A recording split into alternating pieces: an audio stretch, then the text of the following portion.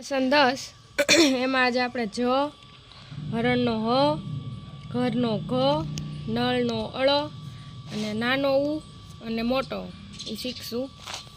આ રીતે બાળક પાસે લેખન કરાવવું. અને આ મૂળાક્ષર છે એ ઘૂંટાવા, એટલે બાળકને ઝડપથી આવડી જાય. આ રીતે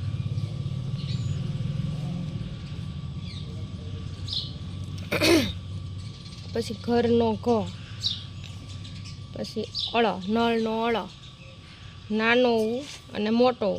આ હસવાવાળું છે અને આ દીર્ઘાવાળું. આપણે જે માત્રા શીખવશું આ રીતે નું અને નું.